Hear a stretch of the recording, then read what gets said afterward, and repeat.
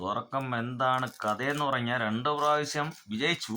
അതിൻ്റെ ഒരു അഹങ്കാരമൊക്കെ ഉണ്ട്, ഇല്ലെന്ന് പറയാനില്ല. എന്നാലും ഒന്ന് നോക്കാം, തമ്പുരാനറിയാം എന്താവുന്നു. ഇത് ഒന്നാമത്തെ ലെയർ. ഒട്ടും ചൂടില്ല കേട്ടാ. ഇനി അടുത്തത് രണ്ടാമത്തെ ലെയർ. അതാണ്ട, നമ്മൾ വലിയ ഷെഫൊന്നും അല്ല, അതുകൊണ്ട് ഞാൻ കത്തിരിയും മണ്ണാങ്കട്ടിയും എടുത്തില്ല, കൈ കൊണ്ട് ഞങ്ങൾ വലിച്ചു കിടാം. ആഹാ, വാഴയിലയുടെ സ്റ്റാറ്റസ് നല്ലതാണ്, കുഴപ്പമില്ല കേട്ടാ. നല്ലോണം വാടിയിട്ടുണ്ട്, നല്ലോണം വെന്തിട്ടുണ്ട് വാഴയില.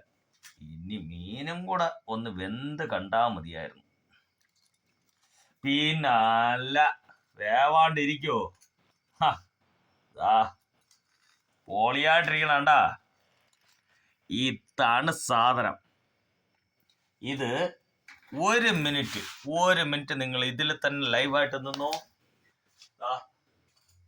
ചെറുതായിട്ട് ഒരു ഫോർക്ക് എടുത്തിട്ട് വന്നിട്ടേ അതിൻ്റെ ആ ഒരു സൈഡിൽ നിന്നാണ് അപ്പം അത് ഇങ്ങനെ പീസ് എടുത്ത് ഇങ്ങനെ നോക്ക്. ആഹാ, അതിൻ്റെ ആ ലൈവ് ഫ്ലഷ് എല്ലാം കൂടെ ചേർന്നിട്ട് കറക്റ്റ് പക്ക സാധനം.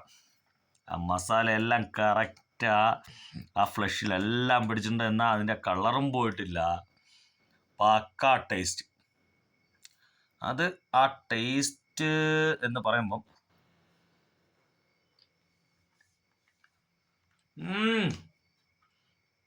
പക്ക ആ എരിവ്, ഉപ്പ്, ആ മസാല എന്ന് പറഞ്ഞാൽ വേറെ മസാലയൊന്നും ചേർത്തില്ല. നമ്മുടെ സാധാരണ ഇഞ്ചി, വെളുത്തുള്ളി, പച്ചമുളക് അങ്ങനെയുള്ള സാധനങ്ങൾ, കുരുമുളക് അങ്ങനെയുള്ള സാധനങ്ങൾ മാത്രമേ ഇതിനകത്ത് ചേർത്തുള്ളൂ.